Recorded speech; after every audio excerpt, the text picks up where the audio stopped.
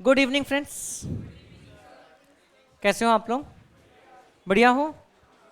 Excited हो? किस चीज़ के लिए? कैम्प के लिए? फाइनल अकाउंट्स के लिए? ओके, दोनों के लिए? किसी भी चीज़ के लिए नहीं? None of the above. Okay friends, तो अभी हम लोग आज सबसे इंपॉर्टेंट चैप्टर स्टार्ट करने जा रहे हैं, जो आपके 11th एंड 12th में मिला के सबसे इंपॉर्टेंट चैप्टर है, क्योंकि ये चैप्टर 11th स्टैंडर्ड का कंक्लूजन है एंड ये चैप्टर 12th स्टैंडर्ड का बेस है। अगर ये चैप्टर मतलब ये पूरा जो जो भी कॉन्सेप्ट्स हम लोग इसमें समझेंगे, अच्छे से ये समझ गया, याद तो कुछ करना है नहीं, अच्छे से समझ गया तो पूरी 12th की पढ़ाई, ऑलमोस्ट 70% 12th की पढ़ाई इसके बेसिस पे आसानी से हो जाती है। Your marks will drastically increase and accounts का सब्जेक्ट में आपको अलग कॉन्फिडेंस आ जाएगा। So this is the chapter where we make the financial statements. Financial statements क्या होती है? ये होते हैं फाइनल अकाउंट्स, जो कि नॉर्मली साल के एंड में मनाए जाते हैं। ओके, हम लोग अकाउंट्स में देखे थे पीरियोडिसिटी कॉन्सेप्ट होता है। बिजनेस तो गोइंग कंसर्न की तरह चलते रहता है सालों साल, लेकिन हम लोग उसकी पूरी लाइफ को डिवाइड करते इनटू अकाउंटिंग पीरियड्स। बराबर है? क्यों क्यों डिवाइड करते हैं? ताकि हम लोग टाइम टू टाइम एनालाइज कर सके कि हमारी प्रॉफिटेबिलिटी कितनी है ना, हमारा बिजनेस का परफॉर्मेंस कैसा है। प्रॉफिटेबिलिटी मतलब परफॉर्मेंस। और दूसरी चीज हम लोग देख सके कि टाइम टू टाइम हमारी पोजीशन क्या है। पोजीशन मतलब कि हमारे एसेट्स के बैलेंसेस क्या है, what do we own, what do we owe, हम लोग को कितनी लाइबिलिटीज डिस्चार्ज करना है। टाइम टू टाइम हम लोग चेक कर सके कि हमारी पोजीशन कैसी चल रही है। सो ये इंटरनल अकाउंट्स से हम लोग बनाते हैं फाइनल अकाउंट्स। अभी तक के जितने भी हम लोग ने स्टेप्स किया, right from journalizing to making a trial balance, all of them were preliminary steps or intermediate steps ultimately leading to final accounts. And yes, final account बनता है, उसके बाद में वापस अगले साल वो बैलेंसेस आ जाते हैं and the accounting continues. But then how does it all happen? क्या क्या इंपॉर्टेंट बातों का ध्यान देना है? तो एक रहता है कि मतलब कई कई सारी जगह पर 11th स्टैंडर्ड में ना ये चैप्टर तक के एक तो टाइम ही नहीं बचता है, वेदर इट इज स्कूल और कोचिंग क्लासेस। बाकी चैप्टर्स में टीचर्स लोगों को ज़्यादा अच्छे से आते तो डिटेल में पढ़ाते रहते हैं और फिर एकदम 5 क्लासेस में फाइनल अकाउंट खत्म। उसमें बच्चों को कुछ नहीं समझता है। आप समझ सकते हो 5 क्लासेस में मतलब याद ही करवाना होगा कि बेटा ये आया तो यहाँ लिखना, ये आया तो यहाँ लिखना, क्योंकि मे बी टीचर्स को समझता नहीं है या दूसरा उनको ये नहीं पता कि समझने की वैल्यू कितनी ज़्यादा है। एज अ स्टूडेंट अगर आप समझ गए क्या करना है तो फिर आपके लिए 10 क्वेश्चन भी प्रैक्टिस के लिए सफिशिएंट है। नहीं समझे तो आप 50 क्वेश्चन करोगे तो भी आपके लिए हानिकारक है, क्योंकि आप जितने ज़्यादा क्वेश्चन बिना समझे करोगे उतना ज़्यादा आप मेमोरी में चीज़ें डालते जाओगे। ये वाले चैप्टर में तो बात और ज़्यादा एप्लीकेबल होती है।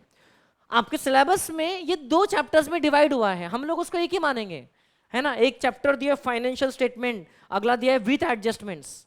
मतलब ठीक है, एडजस्टमेंट्स के साथ ही नॉर्मली किया जाता है, लेकिन yes in the beginning we will see some basic questions, उसके थ्रू हमारा बेसिक कॉन्सेप्ट थोड़ा सा स्ट्रांग होगा फाइनल अकाउंट्स का, और फिर उसके बाद में हम लोग उसमें कुछ एडजस्टमेंट्स भी देखेंगे किस टाइप के होते हैं। And some adjustments are of the type of rectification जो आपने इसके पहले पढ़ा था, and some are due to some other reason जो हम लोग अक्रूअल बेसिस वगैरह के साथ हम लोग जो देखेंगे आगे, डोंट वरी। अब हमारा अकाउंटिंग का प्रोसेस क्या है ओवरऑल, अभी तक हम लोग ने क्या क्या देखा है वहां से हम लोग स्टार्ट करते हैं। वी स्टार्टेड दैट सबसे पहले हमें ये पता रहना चाहिए कि हम लोग किसकी बुक्स में रिकॉर्डिंग कर रहे हैं। उसको हम लोग क्या कहते हैं? एंटिटी, है ना। एंटिटी की बुक्स में हम लोग क्या करते हैं? सबसे पहला स्टेप ट्रांजैक्शंस को आइडेंटिफाई करते हैं, उसकी मॉनिटरी वैल्यू कैलकुलेट करते हैं, वी नो दैट। उसके बाद उसको सबसे पहले क्या करते हैं बुक्स में, उस स्टेप को क्या कहते हैं? रिकॉर्डिंग। वेरी गुड, हम लोग उसको रिकॉर्ड करते हैं, है ना। अब रिकॉर्ड करते हैं हम लोग अलग अलग टाइप की बुक्स ऑफ एंट्री में। बुक्स ऑफ एंट्री में सेम एंट्री को अलग, सेम ट्रांजैक्शन को 2 अलग अलग बुक्स ऑफ एंट्री में रिकॉर्ड नहीं करते।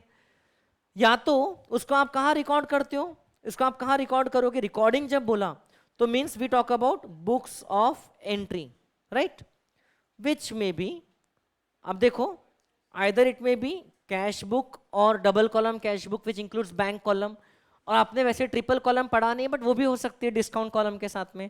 और इट में include some other subsidiary books such as purchases book, sales book, purchase return book, sales return book, जो हमने पढ़ा है उसमें से इसके अलावा भी हो सकती है जो हमने नहीं पढ़ा। एंड उसके अलावा हाँ, जो ट्रांजैक्शन इसमें रिकॉर्ड नहीं होती है वो हम लोग रिकॉर्ड करते हैं इन द जर्नल प्रॉपर। और ये दोनों टाइप की बुक्स बनाना कोई जरूरी भी नहीं है, हम चाहे तो पूरी की पूरी ट्रांजैक्शंस कहाँ रिकॉर्ड कर सकते हैं, जर्नल में। ये सब बेसिक्स आपको क्लियर है। But whatever be it, transaction record करते हैं, at that time what do we debit one account and credit another account? No, we decide कि किस अकाउंट को डेबिट करना है एंड किस अकाउंट को क्रेडिट करना है। We merely decide. याद है कि आपको जर्नलाइजिंग के बारे में बताया था, हम लोग तब सिर्फ डिसाइड कर रहे हैं कि क्या डेबिट करना है और क्या क्रेडिट करना है, तब वहां पर लिखने से डेबिट क्रेडिट थोड़ी ना हुआ। हाँ, एक्सेप्ट फॉर कैश बुक, जिसमें अगर आपने डेबिट साइड में लिख भी दिया तो हाफ पार्ट तो हो गया, कैश अकाउंट तो डेबिट हो गया। हाँ, क्रेडिट का पोस्टिंग तो करना ही पड़ेगा, लेकिन जर्नल में कुछ भी लिखने से कोई अकाउंट ना डेबिट हुआ ना क्रेडिट हुआ। उसके बाद की स्टेप तो मैंडेटरी है, वरना आपका एरर ऑफ ओमिशन ही कहा जाएगा अगर आप पोस्टिंग करना भूल गए तो। सो रिकॉर्डिंग के बाद नेक्स्ट स्टेप क्या रहती है बेटा, posting, which is very very important step. Posting में हम लोग कहां पर पोस्टिंग करते हैं, in the ledger, book called as ledger, which contains what, which contains various accounts. Now cash book itself plays the role of cash account as well as bank account through the respective columns. कोई भी दिक्कत आएगी इसमें तो पूछ लेना बीच में। And laser में we have all other accounts including purchase account, sales account, all the fixed asset account, current assets के account, expenses के account, सब टाइप के account, income के account, सब liabilities के account, in the ledger we post them. तो जब भी हम लोग पोस्टिंग करते हैं वी इंश्योर कि दोनों इफेक्ट्स इक्वल अमाउंट से पोस्टिंग होती रहे, डेबिट और क्रेडिट इक्वल जाए, है ना, करेक्ट अकाउंट में जाए, और अल्टीमेटली यहाँ पर पहुँचता है, सब्सिडियरी बुक्स के थ्रू पहुँचता है। जैसे टोटल कभी कभार पोस्ट होता है, या इंडिविजुअल आइटम भी पोस्ट होते हैं, जर्नल के थ्रू भी पोस्टिंग हो सकती है, कैश बुक के थ्रू भी दूसरा इफेक्ट पोस्ट हो सकता है। All that is very very clear till now to you all. Yes, अब ये लेजर में हम लोग, ledger is not any particular account name, ledger is the name of the book, उसके अंदर में रहते हैं वेरियस अकाउंट्स, राइट। नाउ उसमें ये कैश बुक वाले भी अकाउंट इंक्लूड कर रहे हैं हम लोग for that purpose. Now account broadly हम लोग 4 टाइप के अकाउंट्स में क्लासीफाई करते हैं, राइट और रॉन्ग? 4 टाइप के अकाउंटिंग के वक्त ही हम लोग ने सीखा था, as per the modern classification. कौन से 4 टाइप है बेटा? Assets, liabilities, expense and revenue या इनकम। तो ये 4 टाइप के अकाउंट्स में हम लोग क्लासीफाई करते हैं। नॉर्मली आफ्टर पोस्टिंग दिस, साल भर में हम लोग ये करते रहते हैं, कभी हमको लगे, जब भी लगे हम उसको बैलेंस कर सकते हैं। But definitely if not at the month and, चाहे तो मंथ एंड पे भी बैलेंस कर सकते हैं, but at least at the year and जब हमको बुक्स ऑफ अकाउंट फाइनलाइज करना है तब हम बैलेंस तो जरूर करेंगे कि नहीं करेंगे? तो पोस्टिंग के बाद नेक्स्ट स्टेप क्या रहती है? बैलेंसिंग। तो हम लोग ये अकाउंट्स को करते हैं बैलेंस।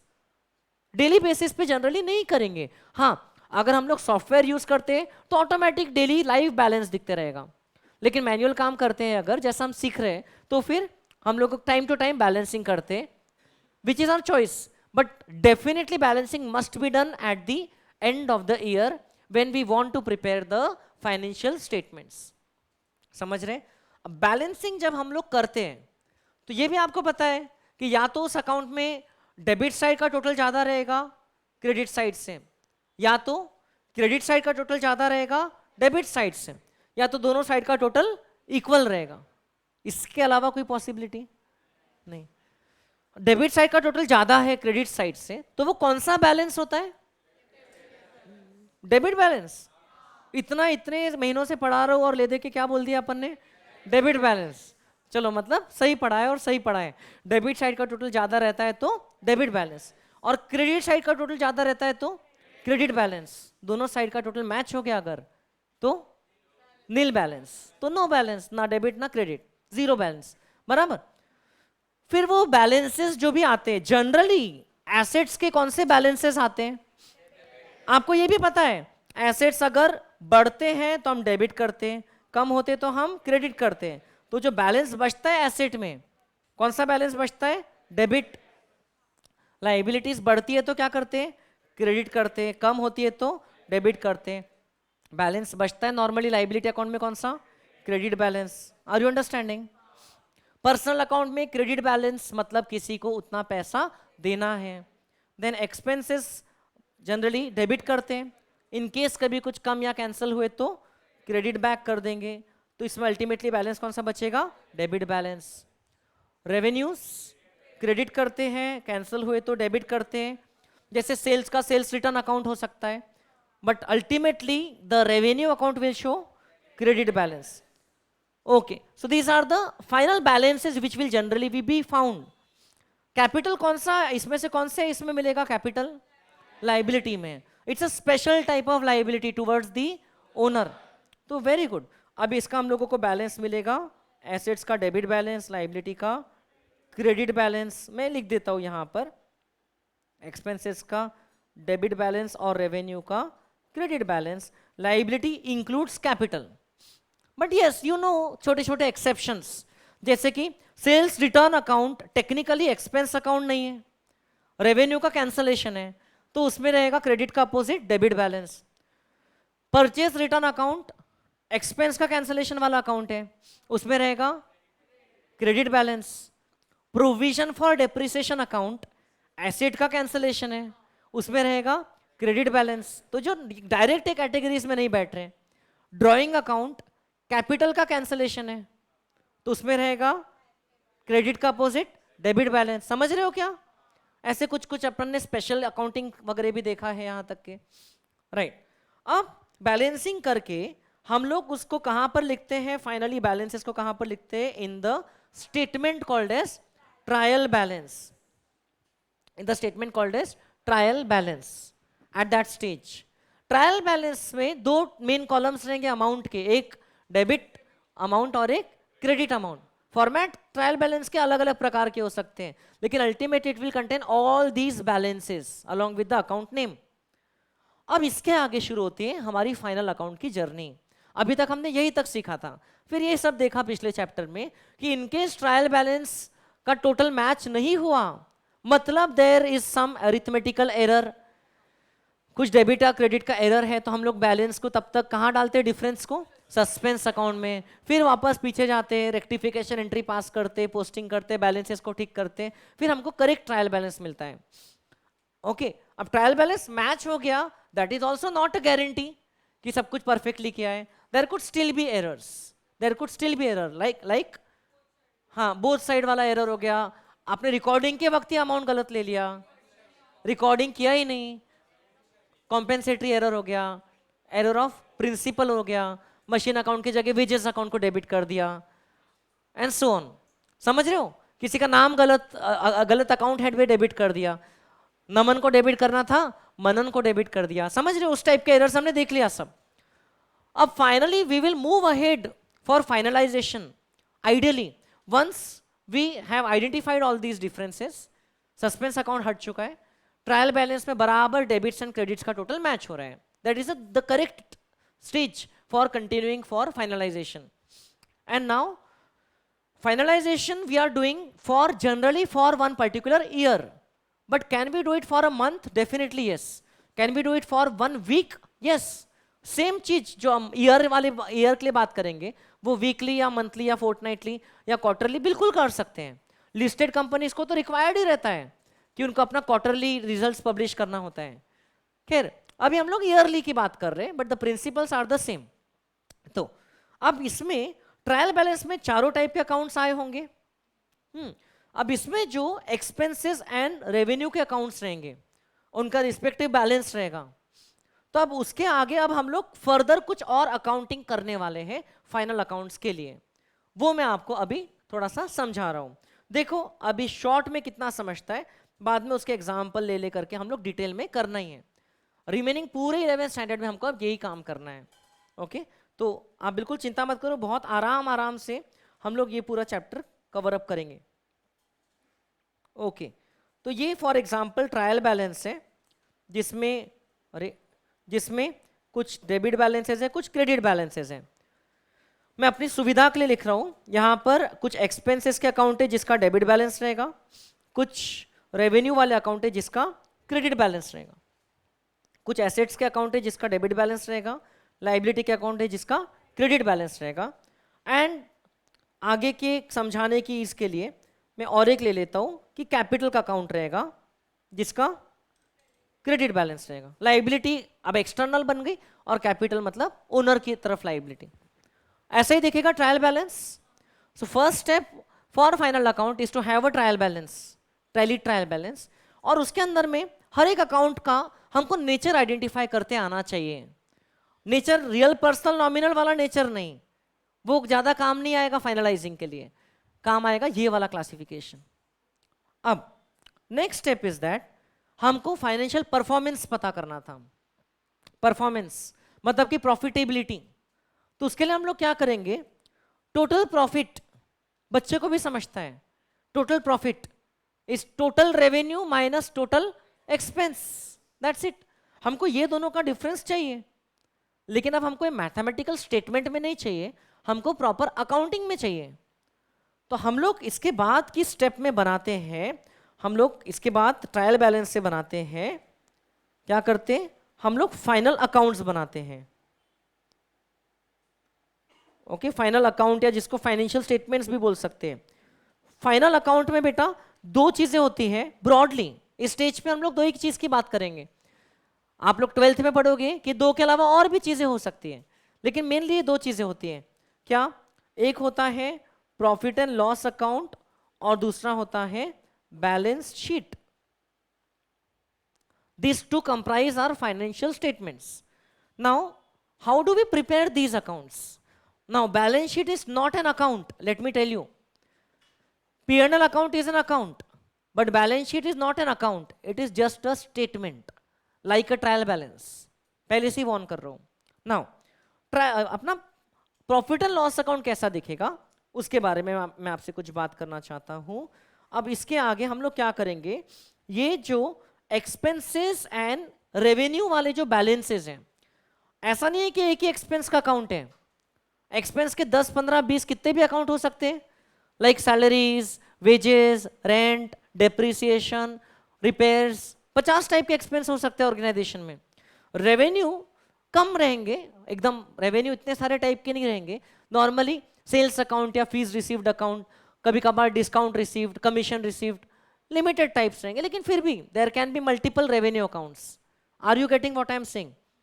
अब ये जो एक्सपेंसेस और रेवेन्यू के बैलेंसेस हैं, एक एक करके हम हर एक को ट्रांसफर करेंगे in the account called as profit and loss account, as the name suggest, जिसका ऑब्जेक्टिव है to ultimate help us in calculating profit और लॉस एज द केस में भी।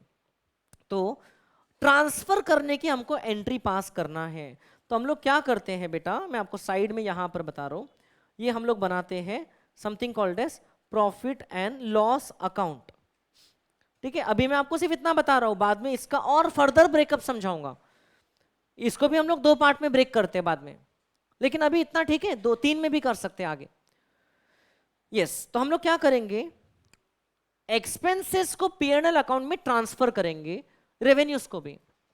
Now please help me with something. अगर कोई account में debit balance है, उस बैलेंस को दूसरे कोई अकाउंट में ट्रांसफर करना है, सिर्फ ए और बी से बात करते हैं। अकाउंट ए में डेबिट बैलेंस है, अकाउंट बी में ट्रांसफर करना है उसको, तो ट्रांसफर एंट्री बिना रट्टा किए समझते हैं क्या आपको? बेटा वीडियो ऑफ कर लो आद्या। हाँ बोलिए। B account debit to A account, बिल्कुल सही जवाब। क्योंकि ए अकाउंट में डेबिट बैलेंस पड़ा है, यहां से हटाना है और कहां भेजना है, बी में भेजना है। Everybody agrees? Very good. तो मैं आपको आगे की, क्योंकि अभी तक तो हम लोग की एंट्री समझ गई थी, अब आगे हम एक एक एंट्री क्या करते हैं ब्रॉडली। तो हम लोग एक एंट्री करते हैं प्रॉफिट एंड लॉस अकाउंट में, हम लोग एक्सपेंसेस के बैलेंस को भेजना चाहते हैं, तो profit and loss account debit to expense account, respective expense account. उस एक्सपेंस अकाउंट का जो भी बैलेंस है ना, उतना अमाउंट हम उठा के भेज देते हैं। क्या एक्सपेंस के अकाउंट के बैलेंस को अगले साल भेजने की जरूरत है क्या? नहीं, वो तो उस साल का खर्चा है, उस पीरियड का खर्चा है। तो उस एक्सपेंस, उस पीरियड का जो भी एक्सपेंस है उसको हम लोग किधर ट्रांसफर कर देते हैं? P&L अकाउंट में। तो होता क्या है बेटा, एंट्री लिख लिया क्या आपने समझ के? लेकिन अभी एंट्री हम लोग अब हर क्वेश्चन में बार बार पास करेंगे, लेकिन कुछ स्टूडेंट रहेंगे जो रट लेंगे, यार समझ में नहीं आ रहा, छोड़ क्या करना, इधर लिखना पड़ता, हो गया खत्म। लेकिन समझ के करोगे तो हर बार सोचोगे उस पर क्या इंपैक्ट हो रहा है, कभी एडजस्टमेंट में सोचा हुआ रहा तो काम आता है। अब P&L अकाउंट में ट्रांसफर करना है बेटा एक्सपेंस को, तो हम लोग क्या करेंगे, ये एक्सपेंस अकाउंट को कर देंगे क्रेडिट, उससे एक्सपेंस अकाउंट का बैलेंस नलीफाई हो जाएगा। आई होप मुझे आपको पूरा बताने की जरूरत नहीं पड़ना चाहिए। एक्सपेंस अकाउंट में से बैलेंस आ रहा है 1000 रुपीज, उसको जैसे ही हमने P&L अकाउंट में ट्रांसफर किया तो एक्सपेंस अकाउंट में क्रेडिट हो गया, ये जीरो हो गया, और बैलेंस किधर चला गया? P&L अकाउंट के डेबिट वाले साइड में, ये इधर आ गया एक्सपेंस अकाउंट का बैलेंस। एक ही आया कि बहुत सारे आ गए? बहुत सारे, जितने एक्सपेंस अकाउंट्स हैं सबके बैलेंसेस आ गए, समझ रहे? तो आपके पूरे एक्सपेंसेस एक एक करके P&L अकाउंट में दिखने लग गए। कौन से साइड में? डेबिट साइड में, क्योंकि अकाउंटिंग का प्रिंसिपल ही वैसा है। और उसका दूसरा इफेक्ट क्या होते गया कि इंडिविजुअली वो एक्सपेंस अकाउंट खत्म होते गए। एज फार एज इंफॉर्मेशन वाला ऑब्जेक्टिव था हमारा, वो तो फुलफिल हो रहा है। क्यों? क्योंकि हमको एक्सपेंसेस वाइज डिटेल यहां दिख रही है ना, कि भाई डेप्रिसिएशन का कितना आया, सैलरी का कितना आया, रेंट का कितना है, यहां पर दिख रहा है लाइन से, एक एक आइटम का टोटल दिख रहा है, बढ़िया। और वो भी साल भर का टोटल एक्सपेंस दिख रहा है, सही है? ये तो एक्सपेंस आई, लेकिन एक्सपेंस क्यों ले रहे हैं? ताकि वो रेवेन्यू में से एडजस्ट करके प्रॉफिट पता चले, बराबर है? एक्सपेंस से ज्यादा इंपॉर्टेंट तो रेवेन्यू है, तो हम लोगों को रेवेन्यू भी ट्रांसफर करना पड़ेगा। Both these are nominal accounts, जिससे हम लोगों को प्रॉफिट पता चलने वाला है। जैसे एक्सपेंस अकाउंट को ट्रांसफर किया P&L में, सिमिलरली रेवेन्यू अकाउंट को भी ट्रांसफर करेंगे P&L में। Revenue account will contain total credit balance in respect of revenue earn during that period, accounting period, बराबर? जैसे साल भर में मैंने अगर सेल्स किया होगा 10 लाख रुपीस का, तो मेरे सेल्स अकाउंट में क्रेडिट बैलेंस दिख रहा होगा 10 लाख। अब वेदर वो कैश सेल होगा तो भी उधर आया होगा, क्रेडिट सेल होगा तो भी सेल्स बुक के थ्रू आया होगा, लेकिन आया होगा, समझ रहे हो? तो पूरे रेवेन्यू अकाउंट के बैलेंसेस को मैं ट्रांसफर करूंगा अगेन P&L अकाउंट में, लेकिन कौन से साइड में? क्रेडिट साइड में। तो देखिए यहां से एरो क्या बन रहा है, एक्सपेंस अकाउंट का बैलेंस P&L के डेबिट साइड में भेजा, और रेवेन्यू अकाउंट का बैलेंस P&L के क्रेडिट साइड में भेजा। Are you understanding the flow? Balance भेजने का मतलब क्या होता है? जिस अकाउंट से भेजा, ट्रांसफर किया, उस अकाउंट में खत्म और दूसरे अकाउंट में क्रिएट, राइट? जैसे अक्षत नाम है ना आपका, कृष्णा ने अक्षत को बैलेंस ट्रांसफर किया, पैसा ट्रांसफर किया, तो कृष्णा के जेब से पैसा निकल गया और अक्षत के जेब में पैसा चला गया, तो कृष्णा का बैलेंस 0 हो गया, अक्षत का बैलेंस क्रिएट हो गया। ओके, सो अब जैसे आपने मुझे एक्सपेंस ट्रांसफर की एंट्री समझाई, वैसे ही रेवेन्यू का क्रेडिट बैलेंस होता है। रेवेन्यू ट्रांसफर की एंट्री क्या होगी बताइए? Revenue account debit to P&L account. Brilliant, मजा आ रहा है क्या? बहुत लॉजिकल है बेटा, बहुत मजा आएगा आपको पूरे चैप्टर में, है ना? आगे सो ये रेवेन्यू का बैलेंस इधर आ गया, एक नहीं मल्टीपल भी हो सकते, जो भी है सब आ गए, ठीक है। अब क्या हमने एसेट और लाइबिलिटी के भी बैलेंस को इसी तरीके से P&L में भेजना चाहिए क्या? नहीं। क्यों नहीं? क्योंकि ये तो हमारे कोई इससे प्रॉफिट थोड़ी ना पता चलेगा, है ना?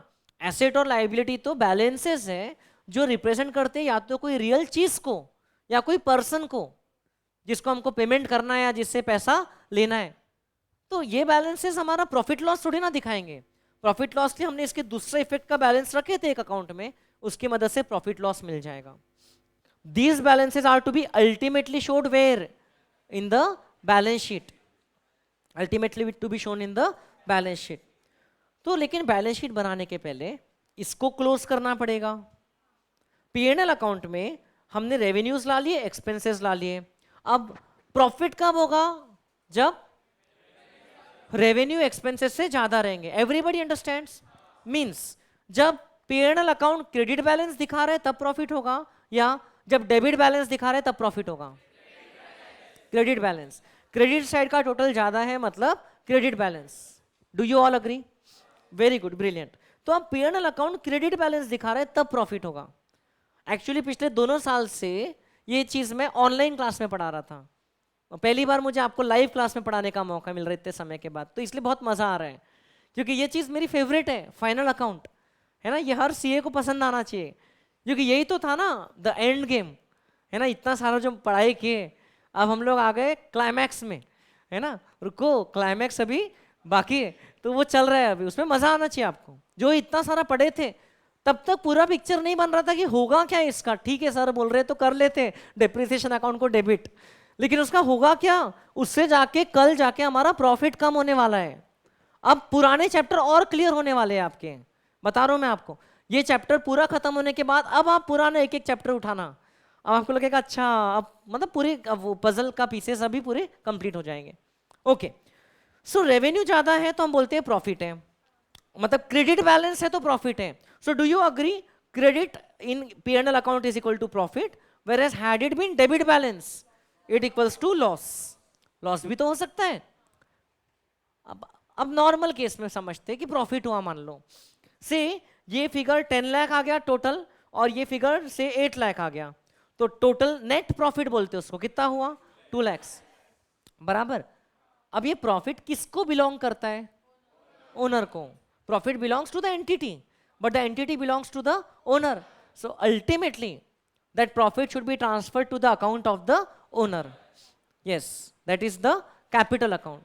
तो अब इसमें अगर क्रेडिट बैलेंस है, if P&L account shows a credit balance, so this is 10 lakh से and this is 8 लाख, तो आपको 2 लाख यहां से ट्रांसफर करना है ओनर के अकाउंट में। डबल एंट्री बताएंगे, capital account debit to, absolutely गलत entry, P&L account debit to capital account. सोचो फिर बोलो, जस्ट दो नाम बोल दिया तो उसके अकाउंट बना बना के मत बोल दो डेबिट क्रेडिट कुछ भी।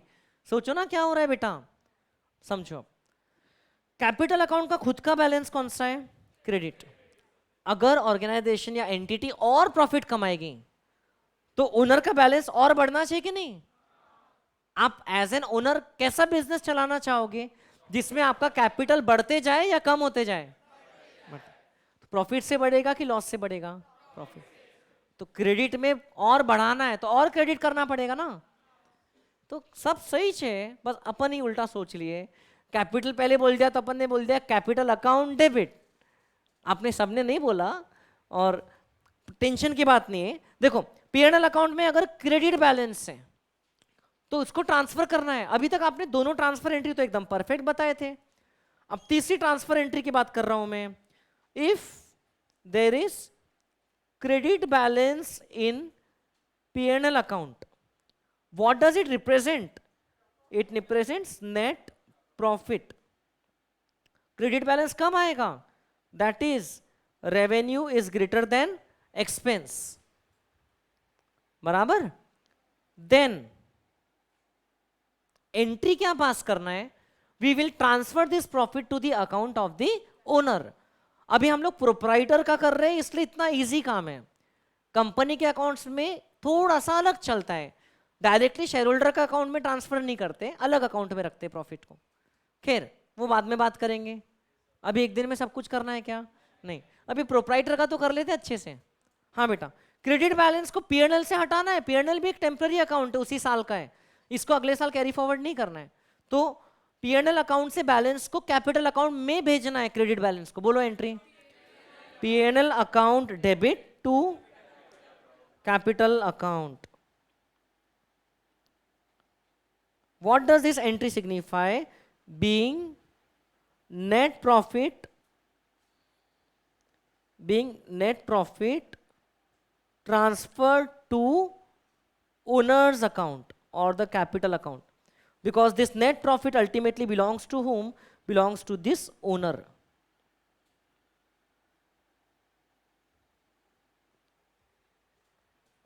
समझ रहे क्या? अब ये ओनर के अकाउंट में क्रेडिट बैलेंस में और क्रेडिट चला जाएगा। जैसे आपने क्रेडिट लिखा तो ओनर का बैलेंस और बढ़ जाएगा, बराबर है कि नहीं, ओनर का बैलेंस और बढ़ जाएगा.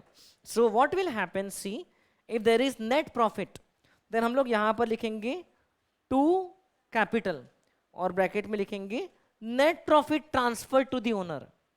ये जो भी बैलेंसिंग फिगर है रेवेन्यू माइनस एक्सपेंसेस का, और उसके बाद हमारा P&L अकाउंट हो जाएगा क्लोज. बट इससे हमको बहुत इंपॉर्टेंट पीस ऑफ इंफॉर्मेशन मिल जाएगी कि साल भर में या उस अकाउंटिंग पीरियड में हमारी प्रॉफिटेबिलिटी कितनी थी, हमने कितने रुपए का प्रॉफिट कमाया. Isn't that a very important figure है ना, for calculate for deciding various aspects of the business. तो ये कैपिटल में चला जाएगा.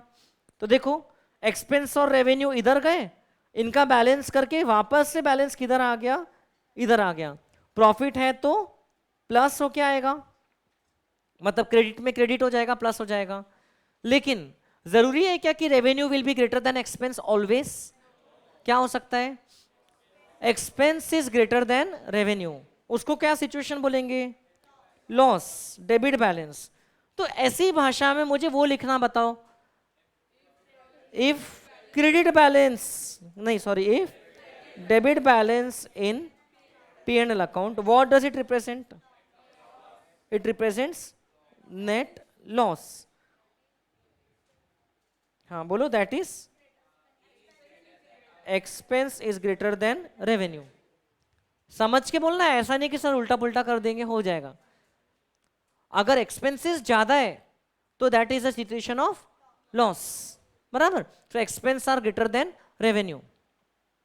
लॉस है मतलब डेबिट बैलेंस है, सब चीज मैच हो रही है, कुछ भी इनकंसिस्टेंट तो नहीं लग रहा है. यस तो अब क्या करना, मतलब कि ये सिचुएशन में से फॉर एग्जांपल एक्सपेंसेस 12 लाख था, रेवेन्यू 10 लाख था, तो ये ऐसी एंट्री तो नहीं करेंगे हम लोग, इसे तो और बैलेंस इसका बचा रह जाएगा. हम लोग इसको क्रेडिट करेंगे और किसको डेबिट करेंगे, कैपिटल को, ओनर को डेबिट कर देंगे. बेचारे ओनर का बैलेंस कम हो जाएगा, उसके बिजनेस से लॉस इनकर किया है, ओनर जो बिजनेस से पैसा निकाल पाएगा वो कम हो गया, loss also ultimately belongs to the owner. यही तो बिजनेस होता है ना, यही तो रिस्क है. प्रॉफिट की पॉसिबिलिटी है तो लॉस की भी पॉसिबिलिटी है. सो इसमें हम लोग करेंगे, देन इसकी डबल एंट्री क्या बन जाएगी, लॉस हुआ तो बोलिए, capital account debit to P&L account. Very good, brilliant. अगर समझ के बोल रहे हो तो बहुत बढ़िया. यस तो क्या लिखेंगे, उसका नरेशन क्या हो जाएगा, being net loss transferred to owner's account. और इसको प्लस या माइनस के टर्म्स में क्या बोलेंगे, ओनर के अकाउंट में डेबिट हो रहा है मतलब माइनस हो रहा है. अब कई बार टीचर्स सिर्फ माइनस या प्लस ही बोलते हैं कि बेटा इसको यहाँ लिखना पड़ता और यहाँ जाके माइनस करना पड़ता, कितना गलत. आपको उसकी एंट्री समझना है कि ये एक्चुअल में जर्नल एंट्री हो रही है, ये जर्नल में पास किया जाएगा और फिर इसकी पोस्टिंग की जाएगी. There is a proper entry behind that. Are you understanding? So अगर लॉस रहा बाय चांस तो हम लोग करेंगे बाय कैपिटल और ब्रैकेट में लिखेंगे बीइंग नेट लॉस. तो दोनों में से एक ही होगा, आइदर प्रॉफिट और लॉस. तो अगर लॉस हुआ तो ये लॉस भी जाएगा ओनर के बैलेंस में, एंड अगर लॉस जा रहा है तो वो होगा माइनस. क्रेडिट बैलेंस में जा रहा है क्रेडिट तो प्लस होता है, लेकिन क्रेडिट बैलेंस में जा रहा है डेबिट तो माइनस होता है. अब आपके मन में आएगा सर ये देखो लॉस तो क्रेडिट साइड में लिखा है, तो बराबर है ना, ये अकाउंट को क्रेडिट किया लेकिन कैपिटल अकाउंट को डेबिट किया, लॉस ट्रांसफर करने के लिए उसको वहां लिखा है. लॉस का बैलेंस कौन सा रहता है, डेबिट बैलेंस. प्रॉफिट का बैलेंस कौन सा रहता है, credit balance. Basics are clear. अब हो गया, P&L अकाउंट बना दिए, एक इंपॉर्टेंट पार्ट हो गया हमारा फाइनेंशियल स्टेटमेंट का, जिससे हमको नेट प्रॉफिट और नेट लॉस भी मिल गया.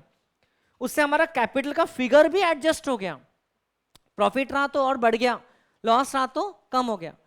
अब हमारे पास में कैपिटल का रिवाइज्ड फिगर आ गया और हमारे पास में एसेट और लायबिलिटी दो आइटम ये तो बचे ही थे, इसको कुछ छेड़ा क्या हमने, नहीं.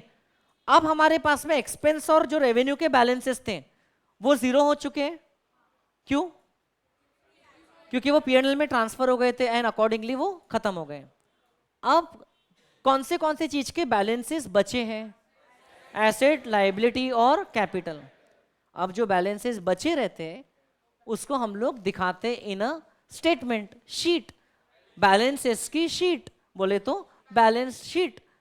जो भी ये सब करने के बाद बचे कुछ बैलेंसेस हैं उसको ट्रांसफर नहीं करते, प्लीज माइंड माय वर्ड्स। हम लोग एक्सपेंसेस एंड रेवेन्यू के बैलेंस को ट्रांसफर किए थे पीएनएल अकाउंट में, लेकिन एसेट, लायबिलिटी और कैपिटल के बैलेंस को सिर्फ शो करते हैं बैलेंस शीट में। We do not transfer this balances to the balance sheet because balance sheet is not an account. Balance sheet के लिए ऐसी कोई एंट्री नहीं बनाऊंगा मैं, balance sheet account debit to asset account, sorry, ऐसी कोई एंट्री नहीं है, एंट्री है ही नहीं। एसेट अकाउंट में हम लोग सिर्फ क्या करते बेटा, ये एसेट अकाउंट है, इसमें समझो साल भर में डेबिट हुआ है 10 लाख, क्रेडिट हुआ है 3 लाख, तो क्लोजिंग बैलेंस कितना बचता है 7 लाख। यही क्लोजिंग बैलेंस अगले पीरियड का बन जाता है ओपनिंग बैलेंस। हाँ, क्लोजिंग एंट्री ओपनिंग एंट्री अलग से पास करना है तो कर सकते हैं, ओके, लेकिन that is just a formality.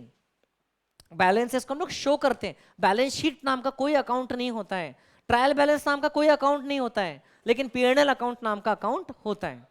So next statement is called as balance sheet, PNL के बाद आता है। तो कभी ऐसा नहीं होगा कि सर हम लोग पहले बैलेंस शीट बना लेते बाद में प्रॉफिट निकालते बैठेंगे। अरे बेटा, बैलेंस शीट में आपको कैपिटल का करेक्ट बैलेंस भेजना है जो कि प्रॉफिट या लॉस के बाद का रहेगा, करेक्ट और नॉट। तो इसके बाद जो हम लोग स्टेटमेंट बनाते हैं ये इसको बोलते हैं बैलेंस शीट। मैं आपको इसका एक नॉर्मल फॉर्मेट बता रहा हूं जो कि हॉरिजॉन्टल फॉर्मेट है बैलेंस शीट का, जिसमें एक साइड रहेगा लायबिलिटीज का, एक साइड रहेगा एसेट्स का। अरे आप लोगों के लिए तो ये नया नहीं है, आपने तो क्लास के दूसरे या तीसरे दिन ही बना डाला था बैलेंस शीट, दूसरे दिन बना डाला था ना, याद है क्या, अकाउंटिंग इक्वेशन में ये ले बैलेंस शीट। लेकिन अब देखो कितने महीने लग गए वापस वहां तक पहुंचने को, क्योंकि तब हम लोगों ने प्लस माइनस से बैलेंस निकाल के बना दिया। 2 4 6 8 10 ट्रांजेक्शन रहे तब तक ठीक है, प्लस माइनस कर लेंगे, हर बार बैलेंस निकालेंगे। लेकिन जब when there are hundreds of transactions which are more complex than the ones you saw in accounting equation chapter, तो there for that you studied this whole process, जिसका फाइनल रिजल्ट आता है balance sheet. Balance sheet में जो भी assets हैं उसके हम लोग यहाँ पर बैलेंसेस दिखा देते हैं, जो कैपिटल है उसका यहाँ पर बैलेंस आ जाता है, capital after adjustment of profit, और बाकी के लाइबिलिटीज का भी यहाँ पर आ जाता है ये वही ना, है ये वही, asset is equal to liabilities plus capital. और अगर आपने पूरी अकाउंटिंग बराबर किया है, प्रॉफिट लॉस का कैलकुलेशन बराबर किया है, कैपिटल अकाउंट में बराबर ट्रांसफर करके बैलेंसेस बराबर निकाला है, तो आपकी बैलेंस शीट का टोटल मैच होगा कि नहीं होगा? होगा, because asset represents all debit balances and these represents all credit balances which are remaining at the end. So this total will match, this total will match, yes। समझ में आ रहा है यहां तक के? अभी हीत का डाउट आया, sir what if we were to transfer expenses and revenue directly to the capital account, I mean balance would be the same, so we could say that P&L is a temporary account and formed just for better justification and clarity। बिल्कुल सही है। देखो ultimately तो expenses और revenue ultimately किधर पहुंच रहे? Capital में ही पहुंच रहे हैं बाय ये रास्ते के थ्रू, है ना। ये देखो रेवेन्यू और एक्सपेंस इधर बैठे थे, हमने दोनों को पहले किधर भेजा? पीएनएल में, बाद में दोनों को नेट ऑफ किया और फिर कहां भेजा?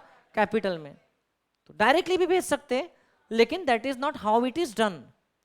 क्यों डायरेक्टली नहीं भेजना?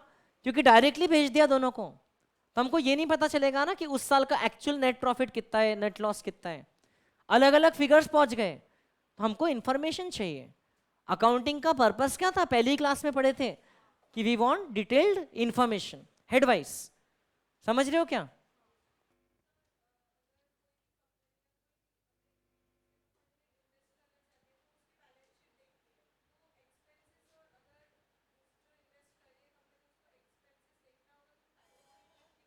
नहीं तो वो इसमें दिखेंगे। हाँ हाँ, जब भी बोला जाता है ना कि मैं आपके फाइनेंशियल स्टेटमेंट देख रहा हूँ, it includes both these item. It's आपको कंप्लीट इंफॉर्मेशन सिर्फ बैलेंस शीट से नहीं मिलेगी ना। आपको अगर देखिए बेटा, बैलेंस शीट अपने को पोजीशन बताती है, मैं बार बार बोलते रहूंगा, एंड पीएनएल अपने को परफॉर्मेंस बताता है। और एक बात, पोजीशन अपने को एज और एट अ पर्टिकुलर डेट पता चलता है, बैलेंस शीट कभी भी वो क्लोजिंग डेट की रहती है, और पीएनएल हमको फॉर द ईयर रहता है ना, for the particular period. There is a big difference. Balance sheet is as on a particular date and PNL account is for that whole period, for that whole year. समझ में आ रहा है क्या? Balance sheet के बारे में कभी नहीं बोलते balance sheet for the year 22-23 या सो ऑन. बैलेंस शीट के बारे में बोलते हैं बैलेंस शीट एज ऑन या एज एट 31 मार्च 23, ऐसा कुछ बोलते हैं. और पीएनएल के लिए बोलते हैं profit and loss account, as on नहीं बोलते हैं, for the year ended 31 March 23. So profit and loss account is a period statement and balance sheet is a point of time statement. Balance sheet हमको उस दिन की स्थिति बताती है और प्रॉफिट एंड लॉस अकाउंट हमको उस पीरियड के परफॉर्मेंस के बारे में बताता है. समझ रहे हो? जैसे कि स्टूडेंट ने साल भर पढ़ाई किया तो वो हम लोगों को उसने मेहनत कितनी किया वो हम लोगों को उसके फाइनल रिजल्ट में नहीं दिखेगा. फाइनल रिजल्ट तो फाइनल पोजीशन क्या थी वो है. मेहनत कितने क्या वो हमको उसके अटेंडेंस में दिखेंगी, होमवर्क के डिटेल्स में दिखेगी. समझ में आ रहा है? क्लास टेस्ट कितने कितने दिया था वो सब में समझ में आएगा. ओवरऑल परफॉर्मेंस कैसा रहा. एंड फाइनली पोजीशन क्या है वो तो ईयर एंड के रिजल्ट में हम लोग रैंकिंग कर लेंगे तो समझ आ जाएगी इसकी पोजीशन ये है. तो just a small example, not absolutely the correct analogy, लेकिन आपको समझ आया वैसा. तो साल भर का जो है पोजीशन परफॉर्मेंस वो हमको कहाँ दिखता है? पीएनएल में दिखता है. ठीक है, which is also very very important. अगर आप किसी के बुक्स किसी के बिजनेस में इन्वेस्ट करना चाहते हो तो सिर्फ बैलेंस शीट देख के नहीं कर सकते हो. अगर कोई बोलते भी है ना कि बैलेंस शीट देख के कर रहे हैं, दे मीन कि बैलेंस शीट प्लस पीएनएल.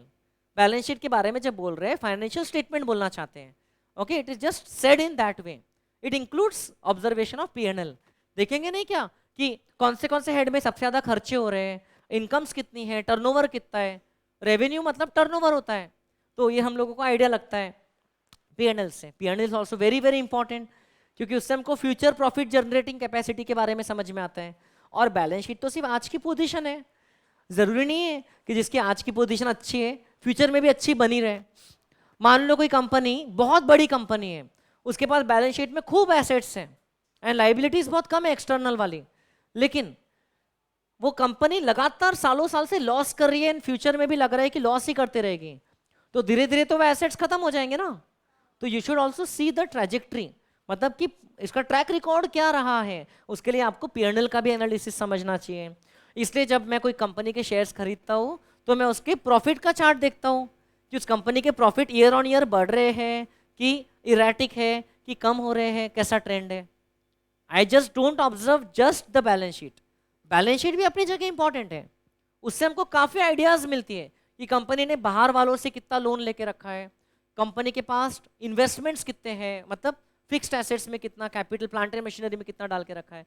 तो ये सभी चीज़ें हमको मिला करके बहुत सारी इंफॉर्मेशन देती है. और उसका फर्दर एनालिसिस वाला पार्ट हम लोग कब देखने वाले हैं बेटा? We will study in the standard 12th later part, analysis of financial statement. अभी तो हम लोग सिर्फ अकाउंटिंग वाला पार्ट देख रहे हैं. बुक कीपिंग के एक कदम आगे, थोड़ा सा आगे बढ़ गए हम लोग. ट्रायल बैलेंस बनाने तक के हम बोल सकते हैं बुक कीपिंग चल रही थी, अभी हम लोग आगे थोड़ा सा अकाउंटिंग वाले पार्ट में आ गए. उसके आगे जब एनालिसिस करेंगे तब बोलेंगे अकाउंटेंसी में आ गए. थोड़ा सा जो थिन लाइन ऑफ डिफरेंस है.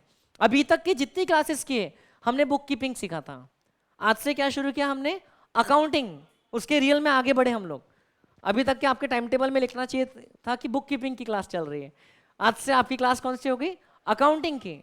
इवन दो आपके सब्जेक्ट का नाम अकाउंटेंसी है, जो कि और बड़ा स्कोप हो गया उसका, उसमें एनालिसिस भी आ जाता है. तो 11th-12th मिला करके यस, आप इफ नॉट टू मच आप थोड़ा बहुत एनालिसिस तो सीख ही जाते हो 12th स्टैंडर्ड में पहुंचते हो तब तक. तो ये दोनों मिला करके होती है हमारी फाइनेंशियल स्टेटमेंट.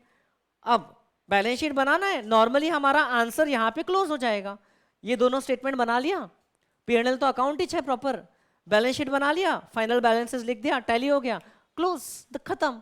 लेकिन बिजनेस थोड़ी ना क्लोज हो जाता है बैलेंस शीट बनाते से ही. बिजनेस तो चलते रहेगा ना. अगर बैलेंस शीट 31 मार्च 2023 की है तो क्या होगा उसके आगे? आपके पास मान लो बैलेंस शीट में कैश दिख रही, कैश बैलेंस 50,000, तो उसको फेंक दोगे डस्टबिन में? अब नया ईयर स्टार्ट हो रहा है, अब जीरो बैलेंस से सब कुछ वापस स्टार्ट? नहीं बेटा, वो ही बैलेंसेस अगले पीरियड में ओपनिंग बैलेंस बन के आते हैं। देयरफॉर, बहुत ज्यादा भारी तो नहीं हो गया? देयरफॉर ओपनिंग बैलेंस सिर्फ कौन सा आइटम के आएंगे अगले साल? एसेट, लायबिलिटी और, क्या बात कर रहे हैं, रेवेन्यू का नहीं आएगा? नहीं आएगा, क्योंकि वो तो पिछले साल का क्लोज हो गया है, पीएनएल में जाके खत्म। एक्सपेंसेस का आएगा? नहीं, सिर्फ एसेट, लायबिलिटी और कैपिटल। अब मुझे सोच समझ के बताना, एसेट्स का ओपनिंग बैलेंस कौन सा रहेगा? बिना सोचे बोल दिए, ठीक है, गुड। लायबिलिटीज का क्रेडिट, कैपिटल का क्रेडिट, बिल्कुल परफेक्ट चल रहा है ना? यस।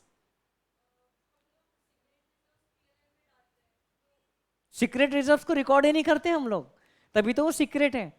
पीएनएल में डाल दिया तो रिकॉर्ड हो जाएंगे ना। अभी एक बार फाइनल अकाउंट थोड़ा समझ लो, फिर सीक्रेट रिजर्व आपको मैं एक आध दिन क्वेश्चन में दिखा दूंगा कि देखो ऐसे बन जाता है। मतलब जो नहीं दिख रहा है वो मैं आपको दिखाऊंगा कि देखो ये सीक्रेट रिजर्व है, ठीक है? कैसे बनेगा मैं आपको बताऊंगा ना। नहीं दिखेगा ना, वही तो सीक्रेट है। नहीं करेंगे ना, डबल एंट्री नहीं करेंगे ना, तभी तो सीक्रेट है। समझ रहे हो? When you are either recording the asset by a lower amount than what it should be, तब क्रिएट होता है सीक्रेट रिजर्व। समझ रहे हो? नॉर्मल रिजर्व जो रहते हैं, पीएनएल अकाउंट का जो फाइनल बैलेंस है, पूरी तरह कैपिटल में भेजने की बजाय प्रॉफिट का बैलेंस, थोड़ा सा बैलेंस हम लोग रिजर्व अकाउंट में भेज देते हैं। क्या डेबिट होगा ये बताओ? डेबिट क्या होगा? रिजर्व अकाउंट क्रेडिट होगा। हाँ, कभी भी कंप्लीट बात करना। क्यों नहीं करेंगे? Very good. मतलब आपका बोलना है कि सर कुछ आइटम ऐसे रहेंगे जो हमने खरीदा तो है, परचेस अकाउंट में तो पड़े, लेकिन अभी तक ईयर एंड तक बेचा नहीं है। Very good. तो उसके लिए हमको हमारा एसेट हो जाएगा, उतने पार्ट के लिए हम लोग एक अकाउंट, एक एडजस्टमेंट एंट्री पास करेंगे। तो यस, पढ़ के आए हो क्या? वेरी गुड, ये पढ़ के आइए। तो हम लोग उतने पार्ट के लिए एक एडजस्टमेंट एंट्री करेंगे, तो वो मैं आपको बताऊंगा नेक्स्ट स्टेप। बिल्कुल सही सोच है आपकी। और आने दो आप लोगों के डाउट्स, ये पूरा प्रोसेस है, and then it will go on. ये बैलेंसेस अगली बार के ओपनिंग बैलेंसेस बन जाएंगे, फिर हम लोग रिकॉर्डिंग करेंगे, ओके, फिर पोस्टिंग करेंगे फिर अगले साल का, and the cycle will go on and on. This is called as accounting cycle. Okay, यहां पर आके काम कंप्लीट हो रहा है, लेकिन फिर वो एक completion of something is the beginning of another journey, है ना? 11th स्टैंडर्ड कंप्लीट होगा तब 12th स्टैंडर्ड शुरू हो जाएगा। सो ये वाला जन्म आपका जब भी, तब नया जन्म, उसकी तलाश में आपकी आत्मा निकल जाएगी, है कि नहीं? सो मेरी भी ओके। हाँ बेटा, नहीं मुझे लगा ऐसा डाउट पूछ रहे। हाँ हाँ, तो वो आएगा। पीएनएल अकाउंट के हम लोग 2 3 4 टुकड़े कर सकते हैं। पीएनएल अकाउंट का एक पार्ट रहता है ट्रेडिंग अकाउंट, फिर दूसरा पार्ट बचता है पीएनएल अकाउंट, फिर उसमें जो प्रॉफिट रहता है उसको बांटने के लिए हम लोग बनाते हैं पीएनएल अप्रोप्रिएशन अकाउंट। तो वो बताऊंगा मैं आपको, बेसिक्स ये है। But then yes, PNL appropriation नाम का भी एक अकाउंट है। आया था क्या अभी तक के कहीं?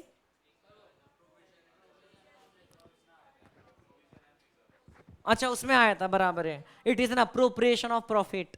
यस यस, तो वो हम लोग अभी अकाउंटिंग के साथ देख लेंगे, कोई प्रॉब्लम नहीं है। बोलिए, यहां तक कि किसी को कोई कंफ्यूजन, कोई तकलीफ? यस।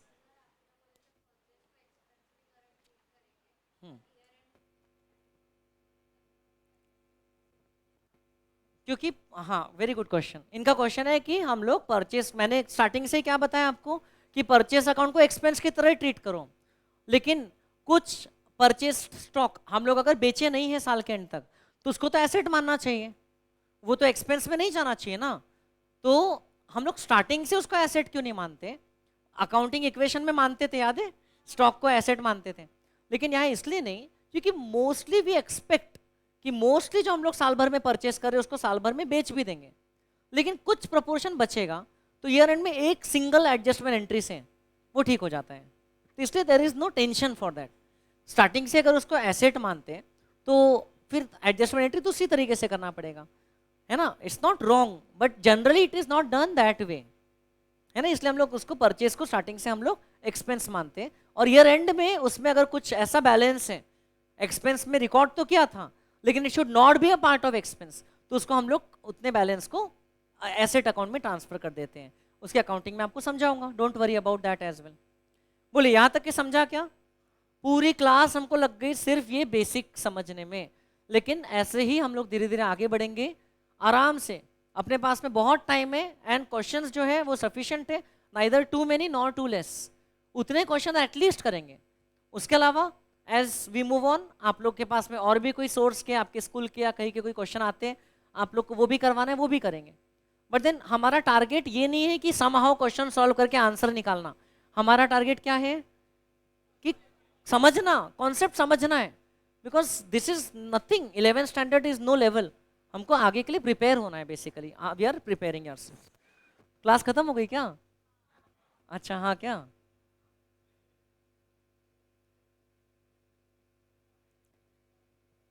ठीक है, अब आप लोगों को पढ़ना नहीं है तो ये वाले समझ में आए पूरी चीज़ें, ये दोनों स्लाइड्स में आप लोगों को भेज दूंगा, सब ने लिखा नहीं होगा मे बी, तो लिख लिया है तो अच्छा है, फिर भी भेज दूंगा, you can keep it, okay, we will continue tomorrow, thank you, bye bye, take care.